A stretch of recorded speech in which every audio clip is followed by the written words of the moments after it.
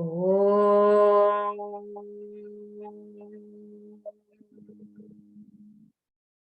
Om.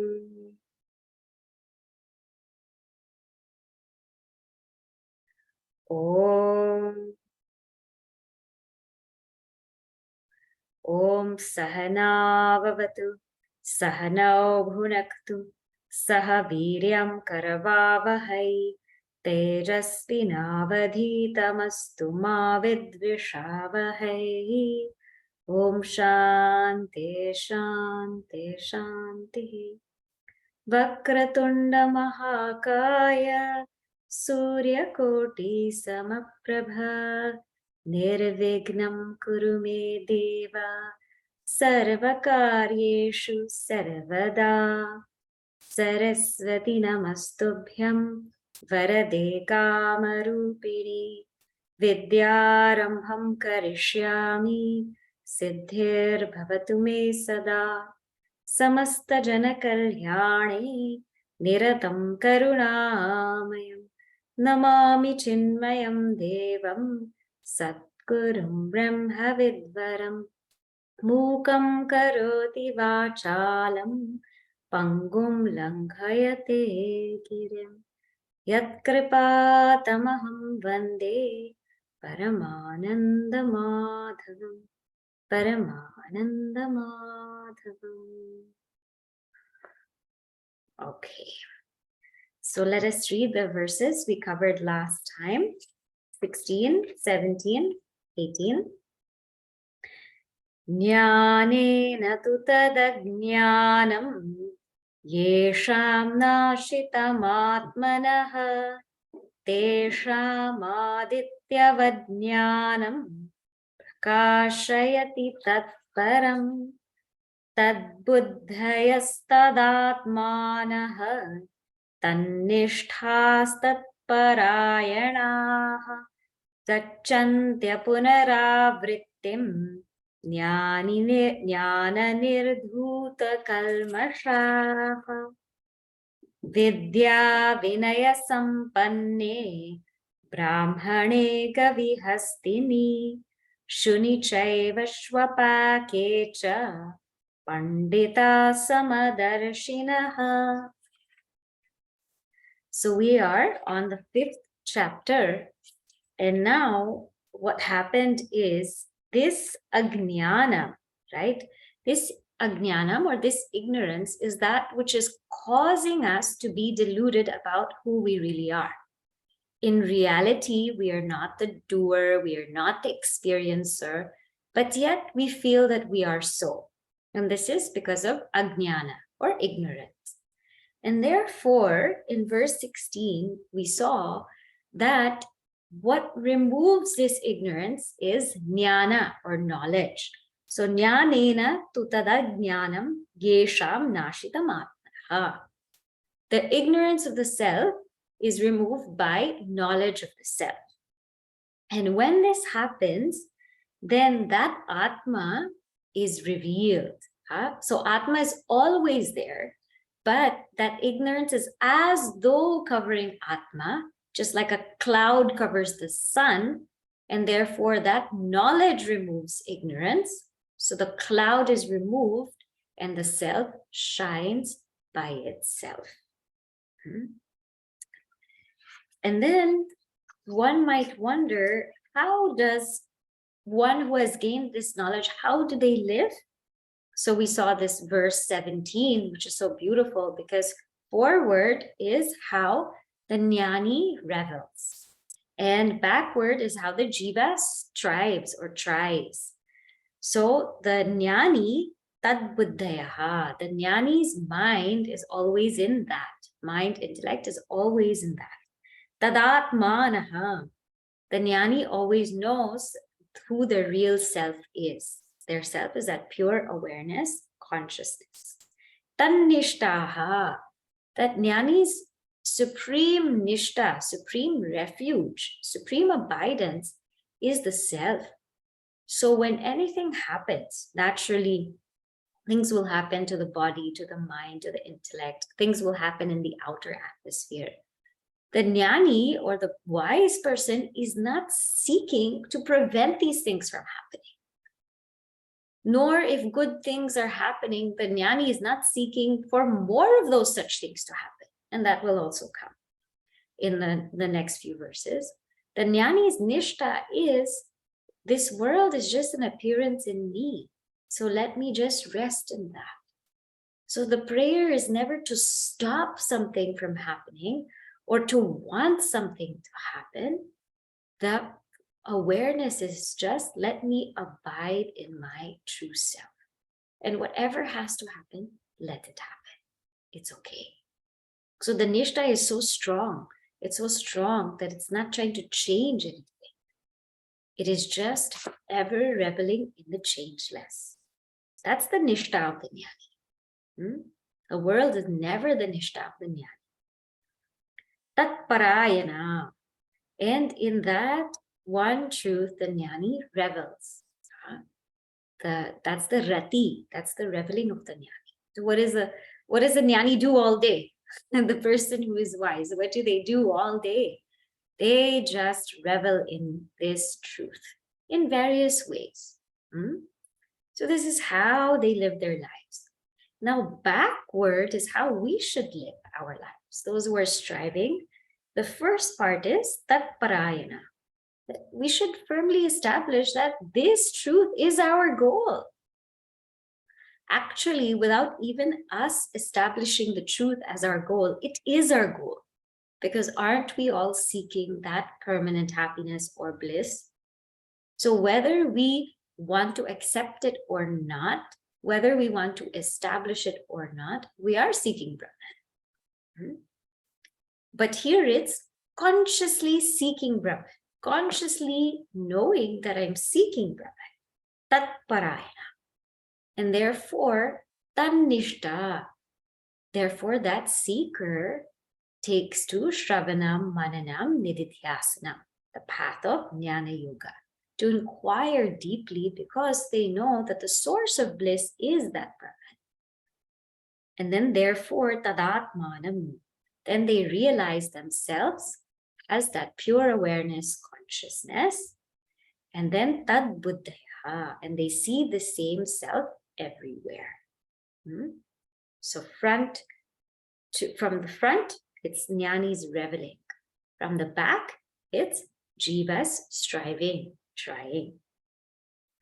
And the ones who do this, gacchantya punar avrittim, means they don't return back, meaning there is no next embodiment for them in this world, because here itself, their sins have been dispelled by knowledge. What is the biggest sin? Means that identification with the body, mind, intellect, that has been dispelled by knowledge. So when we disidentify with the body, mind, intellect, then we are not affected. We have no contact with what the body, mind, or intellect does. Jnana nirduta kalmasha. Then we were in verse number 18, where we saw, now how does this wise person see this truth in everyone? So this wise person is called Pandita in verse 18. Pandita. Pandayasya asti iti Pandita. Pandita means the one who has knowledge of the truth. It's called Pandita. And this Pandita sees that same oneness in what method? We have two eyes. So remember, we have the physical eye, which is here, and the spiritual eye.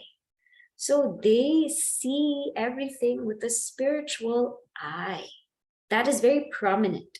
The spiritual eye is that vision of oneness. So they see the underlying oneness amidst all the names and forms seen by the physical eye. So for us, with our physical eye, we pay so much attention to all the names and forms and distinctions, and it's so natural to us to distinguish one thing from the other, to see various forms and colors and classify and name. This is so natural to us. And sometimes we forget that we have an eye of wisdom, we have a spiritual eye. But to the Pandita, or to the jnani, they see first things with their spiritual eye. They start from that oneness. We are actually all one, factually, actually all one. And these names and forms that we see with our physical eye is just an appearance. And so they are rooted in that. So we had seen this before. When we say namaste, what are we doing? We are rooting ourselves in oneness first. So I bow to that the same divinity that is in you, Namahate. And then we interact. So before we interact, Harihi Om. Harihi Om means in your Hari, in your form, I see Om. I only see pure awareness, consciousness. And then we interact. So all of these things, Harihi Om, Namaste, Jai Shri Krishna, all of these things we say to remind us to root ourselves first in the oneness and then interact with each other. And several examples were given here in this verse. So we have a Brahmana. Brahmana, one who is endowed with Vidya, Vinaya, who is endowed with learning and humility. These two things go together. Somebody who just learns and their ego gets boosted means that is not true knowledge. True knowledge is that which breaks the ego.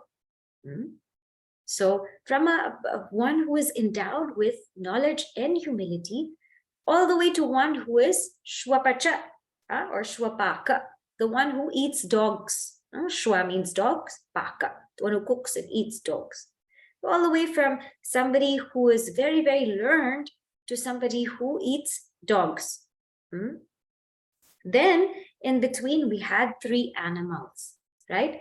The cow representing Sattva, the dog representing Rajas, and then the elephant representing Tamas.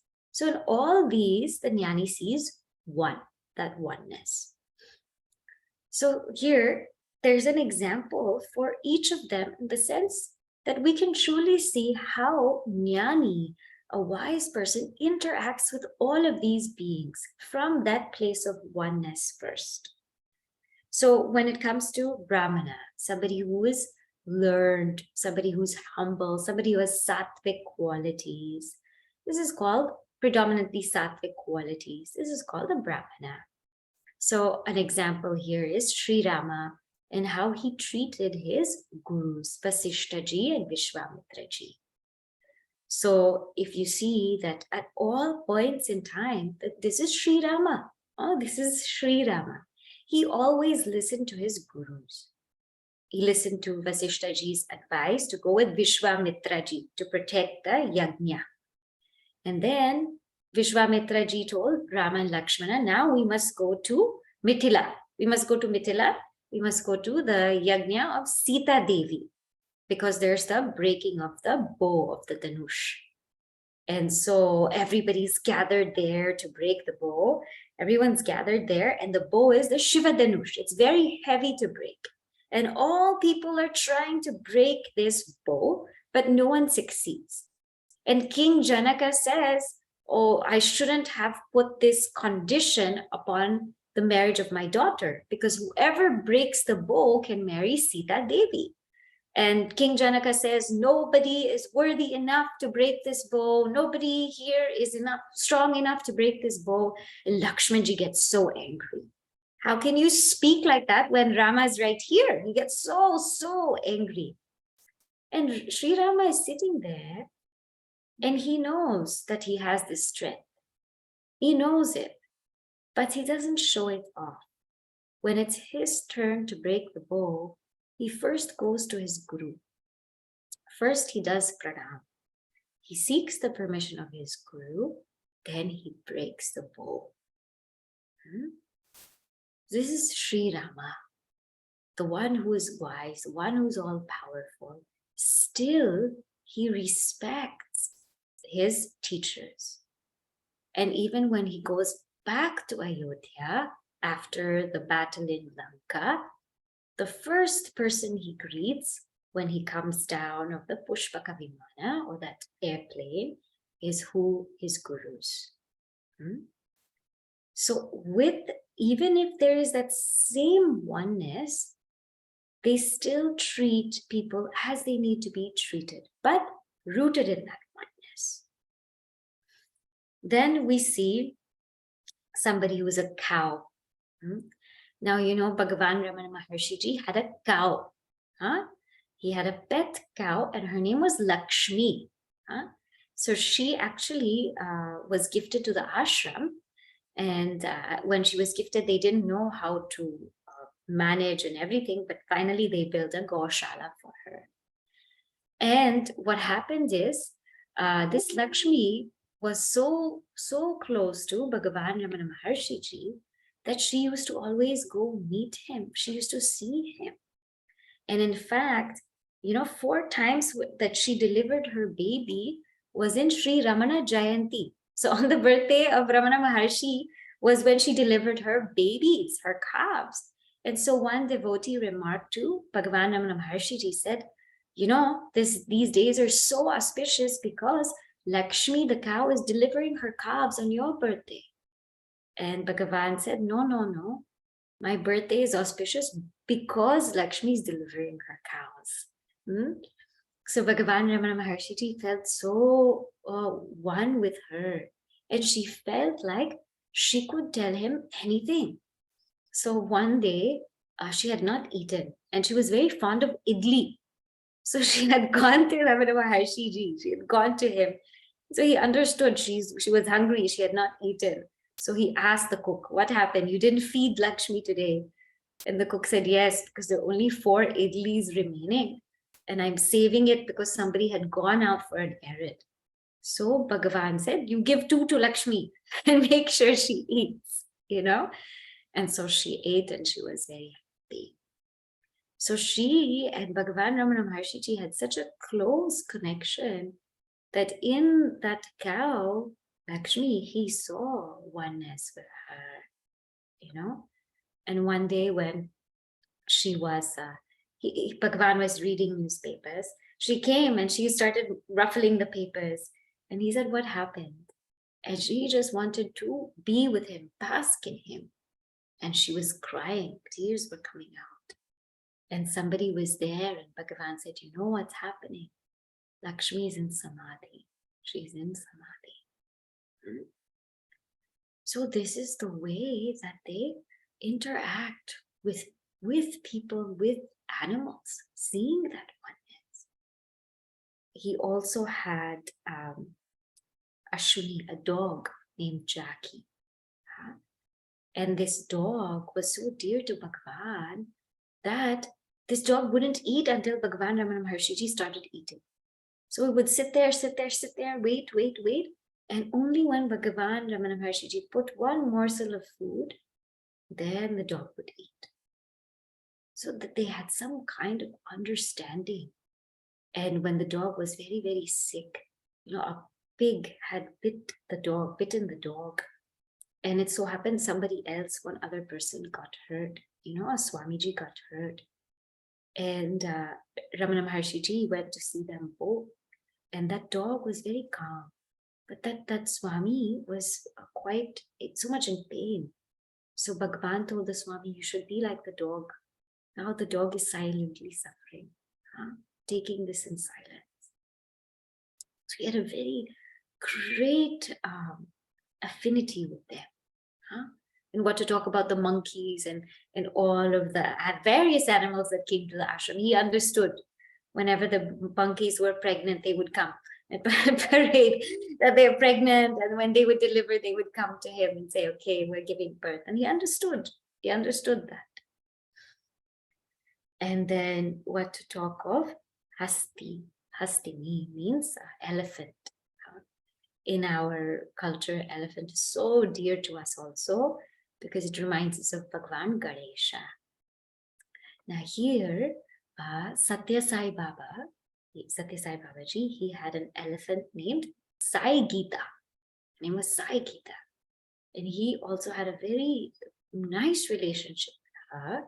She would stay out of the ashram. There was a special place for her.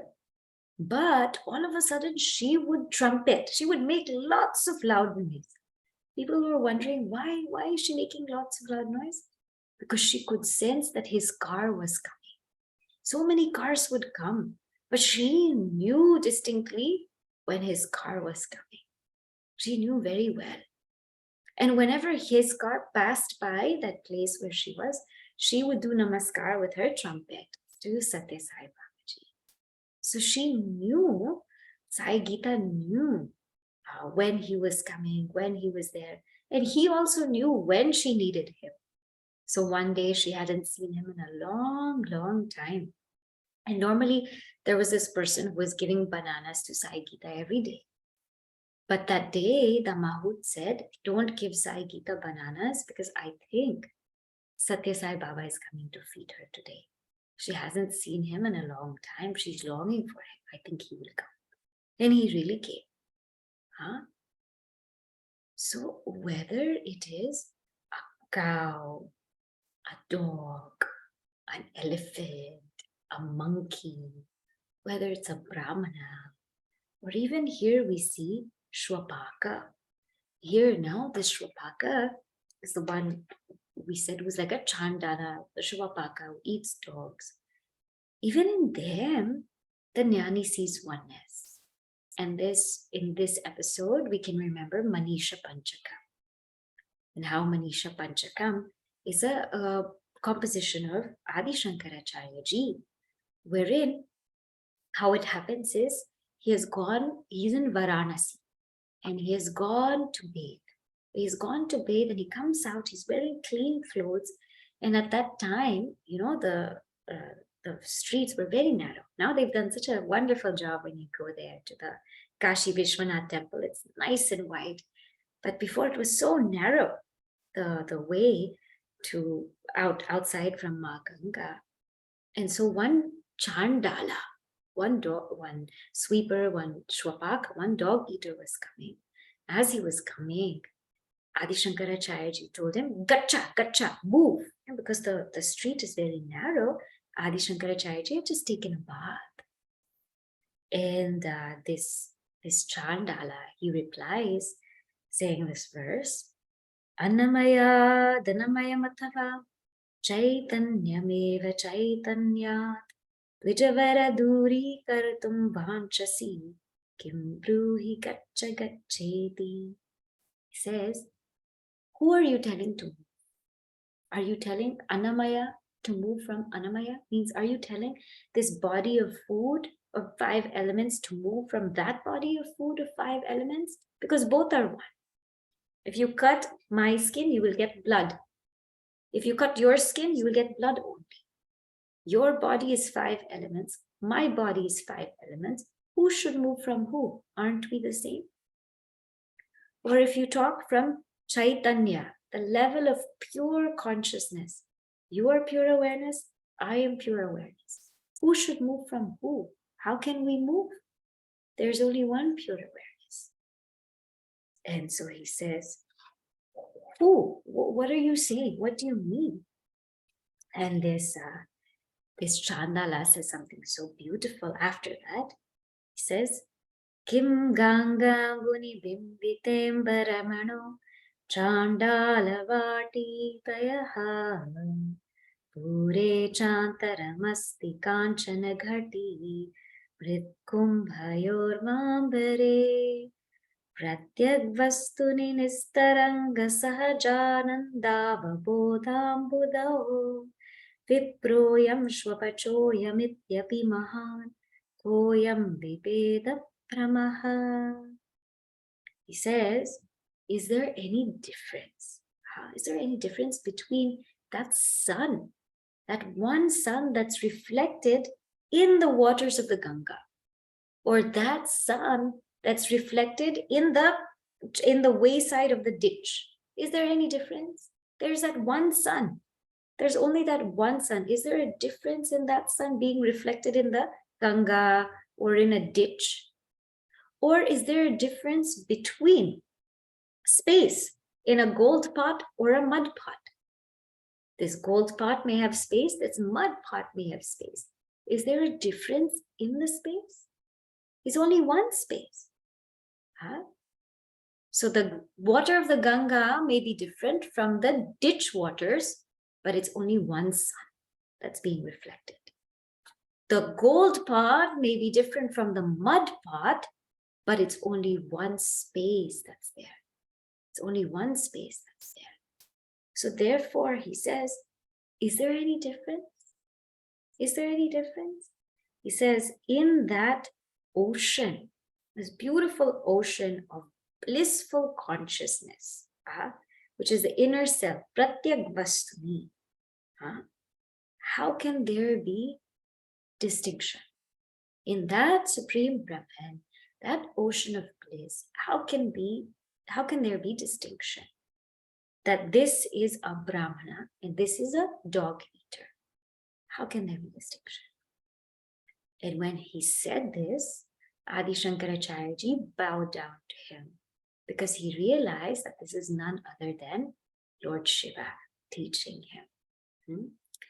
And then that is when Adi Shankaracharya ji, that Manisha Panchakam came through Adi Shankaracharya ji. And each verse has one of the Mahavakyas, one of the main Mahavakyas. So it's a very beautiful and deep composition. So the point being here is that this Pandita, this wise one, this Jnani, only sees or is established in that oneness, even if there's different names and forms, even if we see different names and forms with our physical eye. And established in that, they know how to deal with each one. They know how to feel for each one. That's why if you look at the life of Puja Gurudev, everyone who you meet says, I was very special to Gurudev. He made me feel very special. Everybody. Now you could imagine, how did one person make everybody feel so loved, so special? How did one person connect to so many in such a deep way? And mind you, Gurudev was traveling to so many places, meeting so many people. And it's not that he got to spend so much time with so many people. With some people, even if it's 2 minutes, they felt it. That hug that he had given, that look he had given, the words which he spoke, they could not forget it. Because his rapport with them was so deep. Just in that moment. This is called Pandita. So very deep meaning of Pandit. Normally we think Pandita, Sanskrit Pandita, or a Pandit in the temple. Normally we have that meaning. But here it's the one who has his Brahma Vidya and the one who sees that, actually sees it, actually experiences it. All right. Now, why is this Brahmavid? Why is this Pandita so established in the self? Now let us see verse number 19. Ihaiva terjita sargaha. Ihaiva terjita sargaha. Yesham samye sthitam manaha. Yesham samye sthitam manaha. Nirdosham hi samam brahma. Nirdosham hi samam brahma. Tasmad brahmani te sthitaha. Tasmad brahmani te stitaha. Ihaiva terjita sargaha. Yesham samye sthitam manaha. Nirdosham hi samam brahma. Tasmad brahmani te sthitaha. Iha eva. Even here, iha, even eva, even here, taihi jitaha sargaha. By them, creation, sargaha, is jitaha, is conquered. So even here by them, creation is conquered. Whom? Yesham, of whom samye sthitam manaha, of whom their mind, manaha, sthitam, is established in samye. in that Brahman, which is all one, all same. How is this Brahman? Nirdosham hi samam Brahma. That Brahman is equal, sama, and is nirdosha, without any defect. Tasmat, therefore, te stitaha, they are stitaha, established Brahmani, in Brahman. Even here in this world, birth, everything is overcome by whose minds rest in equality. Brahman is spotless indeed and equal. Therefore, they are established in Brahman. Now, this is a very beautiful verse again. So here it says, now we don't have to wait until the body dies. Jivan Mukti. Jivan Mukti means here, even while living, these Brahmajnanis, these knowers of the self, they have conquered the world. How beautiful. They have conquered the world. Sargaha jitaha. They conquer the world. So when we think of conquest of the world, what do we think? People want to conquer the world. They want to get more territory, right? Territory. They want to conquer the world, conquer this much land, and then this much land, and then this much land. And they want to conquer so much. And even after conquering so much, they're still not satisfied. They want more. Some people want to conquer wealth. They want to conquer wealth, this much wealth, and then more wealth, and then more wealth. And even after that, still not satisfied. So conquest in the world is trying to expand our reach, whether it's via land, whether it's via money, whether it's via power. It's trying to expand, get to all of those levels. But conquest for a Brahmagyani is not conquering the world.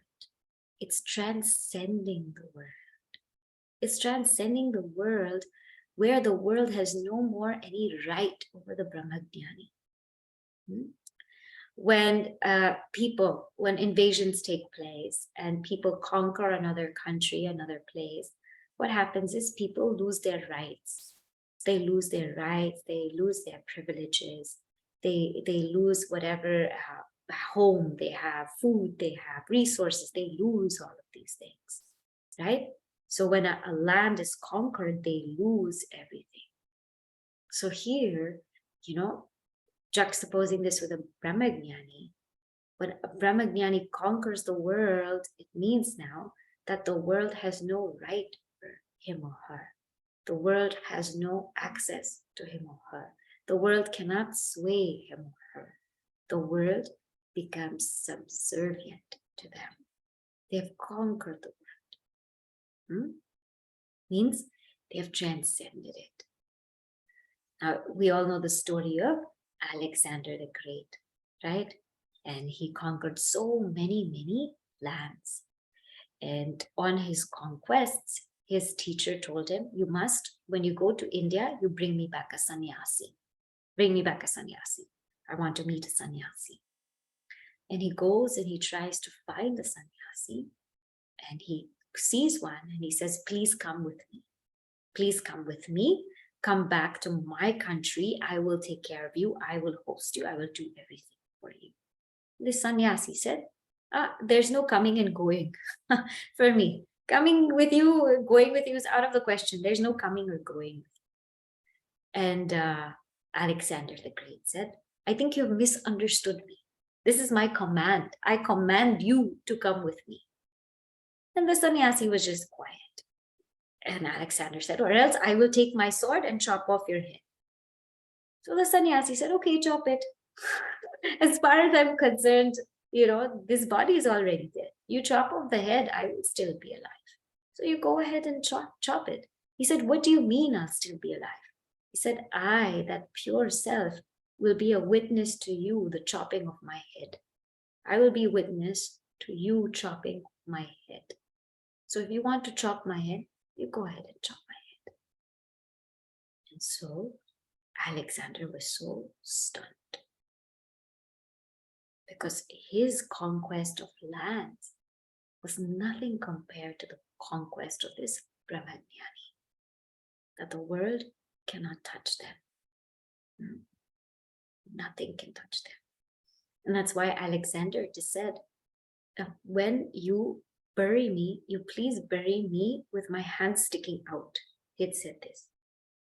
Because my message to the world is that I came empty-handed. And no matter what I did, I also left empty-handed.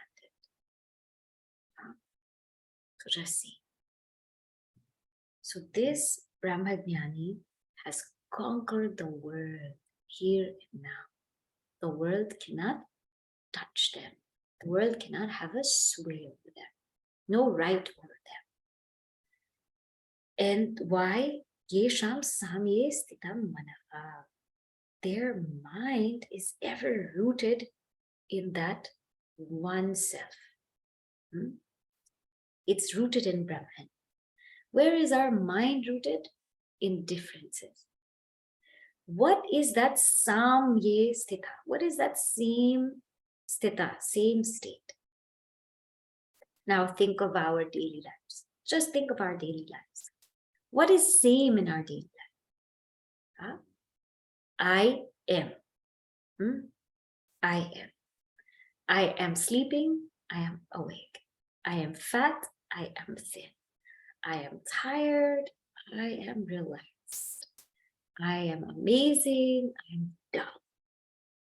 All of the things throughout our life, all of our experiences throughout our life, throughout our day, everything is I am.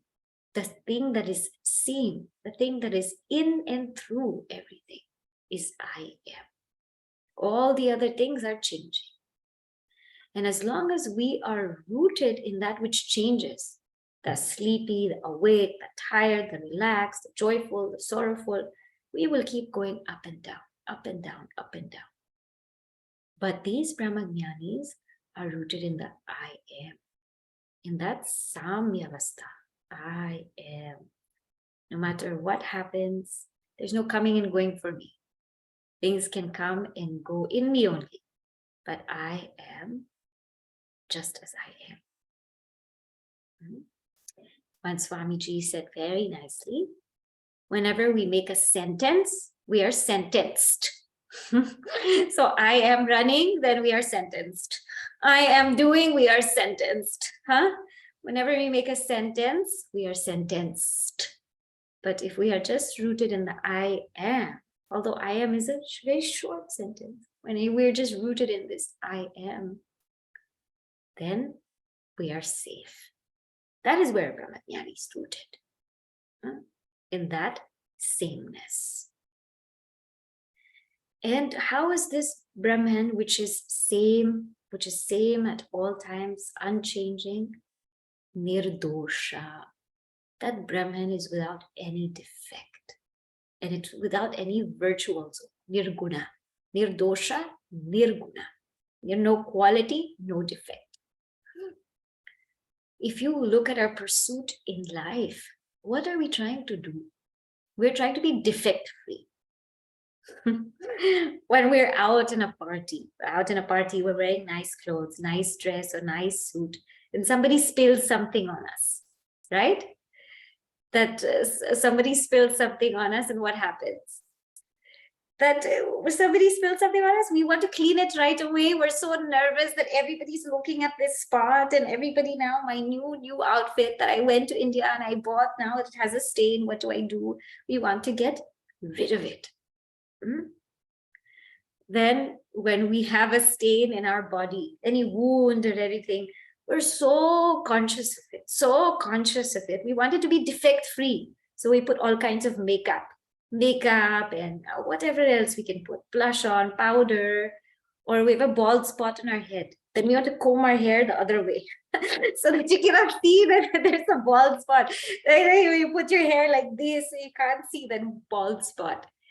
Then if we have some kind of defect, somebody insults us or embarrasses us or says something negative, we feel like, oh, how come I have that defect? How come I have that flaw? We get so conscious of it, so conscious.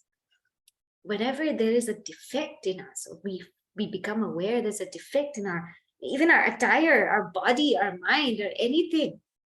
I don't like it.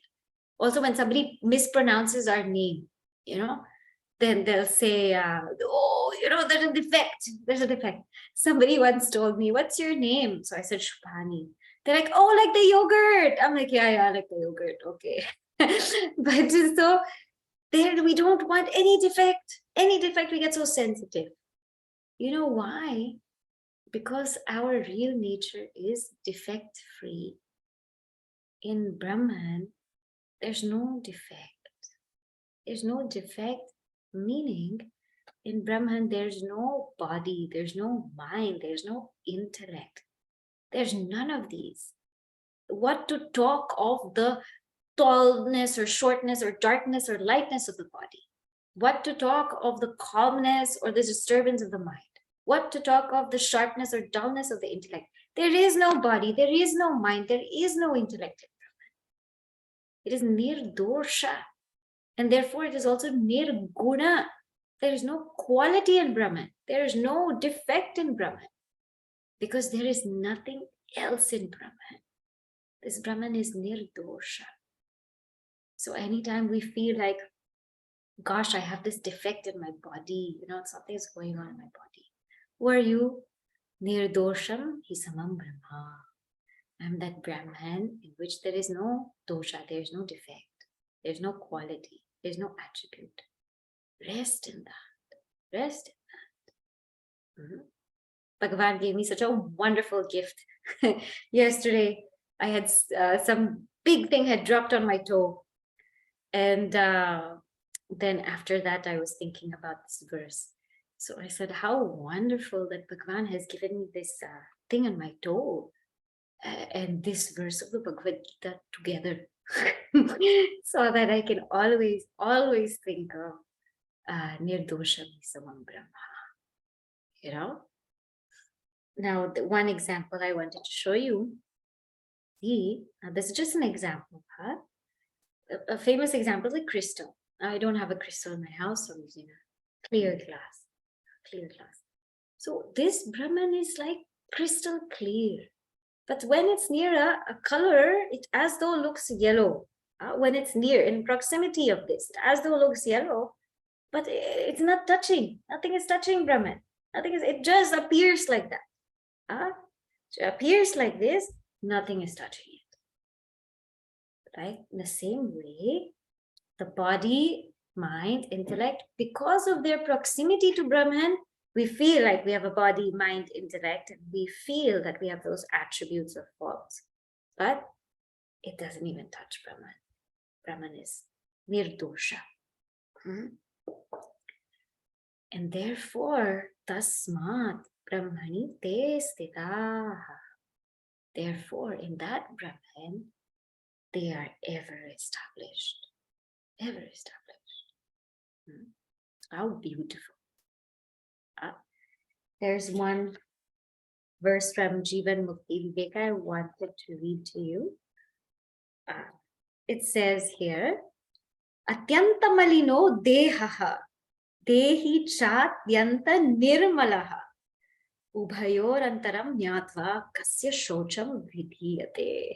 It says here, Atyanta malinaha, our body is atyanta impure, very, very impure. Our body is very impure. And that Atma, Dehi, is atyanta nirmalaha, very pure. Ubhayor antaram nyatva, knowing the difference between these two, what purity will we do? What purity will we strive for? The body, no matter how pure we try to make it, how much we try to shampoo and soap it and all of that, it'll still be dirty. We will still have all kinds of things coming out of our eyes and ears and nose, and all kinds of sweat will happen and dirt will happen. Every day we clean the body, every day the body gets dirty. Every day. It is atyantan, it's malina. And also the mind. We keep cleaning the mind every day, cleaning the mind. Again, it gets stained. Now, don't get the wrong ideas that we should not clean the body and mind. We should. We should clean the body and mind, but to an extent wherein they become fit vessels for us to attain the knowledge of the self. Not unnecessary pampering the body with all kinds of things, because no matter how much makeup and clothing and hair dye we put, it's still dirty inside. So clean the body as much and mind as much as required to get established in the self. But to over clean it, it doesn't make sense. And that self, that Atman, is ever pure, ever pure. So to what will we go crazy over cleaning our instruments for? So do only as much as required to establish ourselves where? In that nirdosham hi samam brahma. And that is where they are established. So therefore, because this is their quality, this is their ability, this is where they are established, then they are not too moved by the world. So now the next 5 verses, 20 to, about 20 to 24, right?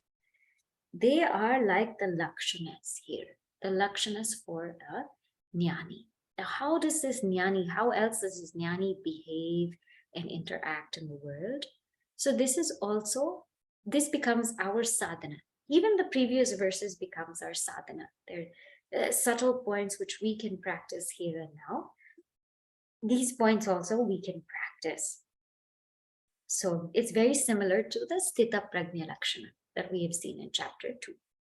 So let us read now verse 20.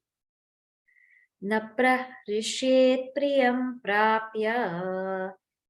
न प्रहृष्येत् प्रियं प्राप्य No dvijet prapya cha priyam. नो द्विजेत् प्राप्य च प्रियम् Sthira buddhira sambhudaha. स्थिरबुद्धिरसम्मूढः Brahmavid brahmani stitaha. ब्रह्मविद् ब्रह्मणि स्थितः Na prahrishit priyam prapya. No dvijet prapya cha priyam. Sthira buddhira sambhudaha. Brahmavid brahmani stitaha. Before we go to verse 20, there is something that something so beautiful that Gurudev has written here in my page 50 of your book. It is based on verse 19, the last paragraph. I'll just read it out loud. An individual who has discovered for himself a sufficient amount of tranquility in which nothing can dare disturb him anymore is certainly one who has plumbed the depths and touched the bottom. A reed on the waves will be tossed up and down by the waves, but a lighthouse built upon firm rocks always remains upright and changeless, allowing even the stormy waves to exhaust their anger at its feet. So how nice. So as long as we are rooted in the changing, we will get tossed up and down in these waves, like a reed is getting tossed up and down. But when we are rooted in the changeless, then we are like that lighthouse that always stands upright. And even though the stormy waves find ways and can exhaust anger at its feet. So now, here, what it says is, na prahrishit priyam prapya. This jnani, right? Because this jnani rests in Brahman, brahmani stitaha, rests in Brahman, they do not rejoice on obtaining something that is desirable or pleasant. So, prahrishit means should rejoice, priyam, the pleasant, prapya. So one doesn't rejoice having obtained something pleasant. Na udvijet. Now udvijet, one doesn't get troubled. One doesn't get troubled when apriyam prapya, when somebody gets something that is apriya. Apriya means unpleasant. Why? Because this Brahmavid, this knower of truth, is stira buddhihi, one with steady intellect, asammudha, undeluded. And this asammudha is a Brahmavid, a knower in Brahman, who is established in Brahman. Brahmani stitha. Resting in Brahman with steady intellect and undeluded, the knower of Brahman neither rejoices in obtaining what is pleasant, nor grieves on obtaining what is unpleasant. Now, if you see our life, what are we doing every day, every moment? We're striving to gain what is pleasant and running away from what is unpleasant. Every day, this is our biography. What is a pleasant food to eat for dinner? I want that. What is unpleasant? Oh, I don't want that. Don't give me that. Huh? Which is the best road to take to go to this person's house? I want that. What is the most traffic road? Oh, I don't want that. Huh? Which is the best place now to go on vacation? I want to go there. Worst place? I don't want to go there. I don't want even to do that. So every day we are just putting forth effort to take or go towards what we like, what is favorable, and to let go of what we don't like. And when we get what we like, harsha, you can see our eyes are becoming big. We smile, we're so excited. You can see all over our face. And when we get what we don't like, we pout. We're so sad, we're so bummed out. Now to this jnani, that doesn't even have a body. Very beautifully in Chandogya Upanishad chapter 8, it says this jnani is ashariri. Ashariri means it doesn't even have a body. Is not identified with the body and mind and the intellect. So how can priya and apriya touch them? How can that which is joyful and sorrowful touch them when they're not even identified with the body, mind, or intellect? All that is joyful or sorrowful is joyful to the body or the mind or the intellect, but they have no contact with that. So if it comes, okay. If something unpleasant comes, okay. Let it come, let it go. And that's how life will be.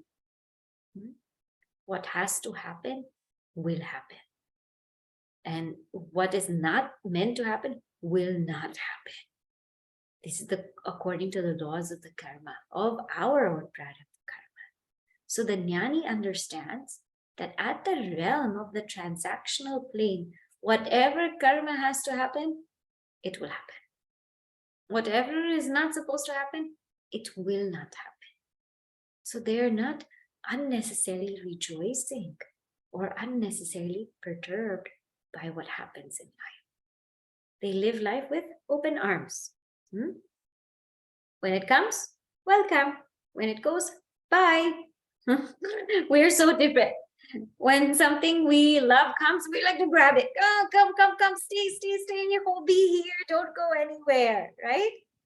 And when something we love has to go, we have such a hard time letting it go. We cannot even open our hands. So when we live our lives are like this. We like to hold and hoard, and we don't like to give also. But jnani's hands are always like this. It'll come, okay. It will go, okay.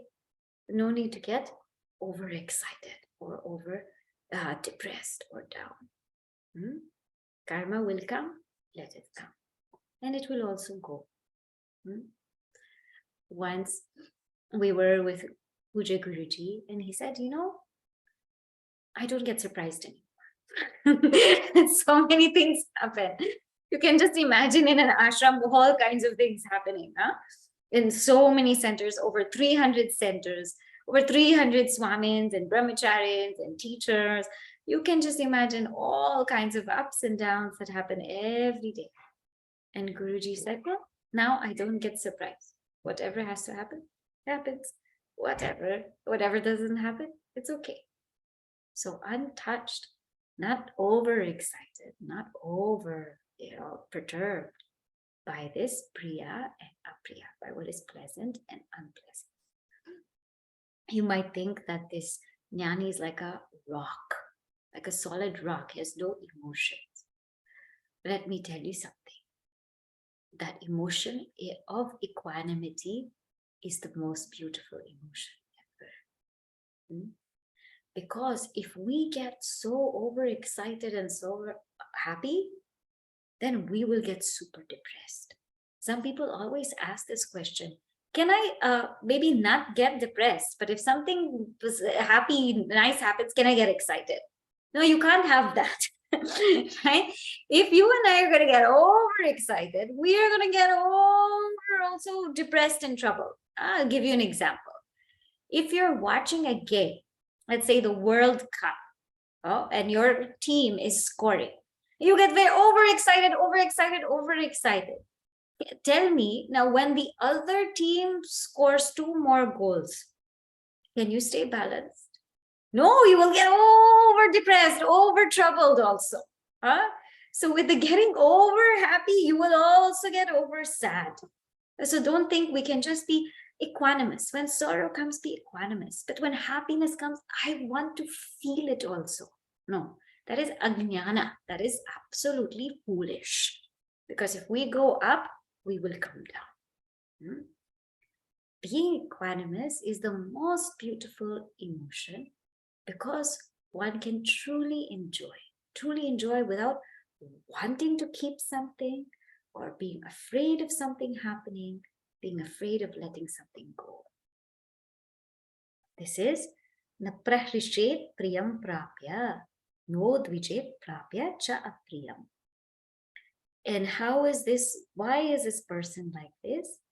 Asamudaha. Asamudaha means the one who's not anymore a fool, who's not anymore deluded, because they have done shravanam. So asamudaha means the one who's done shravanam.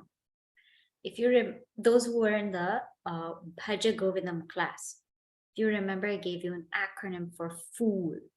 Fool means one who focuses on the outer and lower.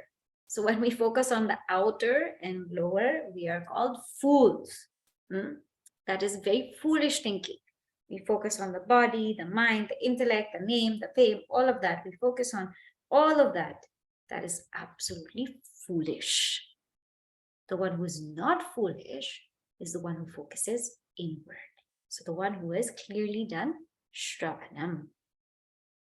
Sthira buddhi, it means the intellect is steady. This is the one who has done mananam. Why? Because what is doubt? Doubt is nothing but a movement between two things. That's called doubt. It's a movement. This or that.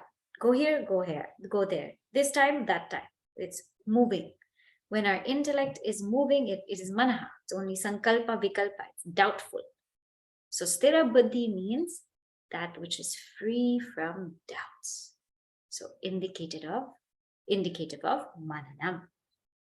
And then brahmani sthitaha. Brahmani sthitaha means indicative of nididhyasana. They're not rooted in this world, not rooted in jagat, the world, but rooted in Brahman. Their nishta, their abidance is in Brahman, not in the world. And therefore, this person is a Brahmavid. And that's why they can stay very balanced and equanimous in and through the world, because really they know they are beyond the world. The only way to stay balanced in the world is to know that we are beyond the world. Okay? More verses are there in this line, but we will take that up next week. Say the closing prayer. Om Purnamadav Purnamidam Purnat Purnamudachyate Purnasya Purnamadaya Purnamevavashishyate. Om Shanti Shanti Shanti. Hari Om. Shri Guru Namah. Hari Om. I have one announcement to make, then any questions we will take.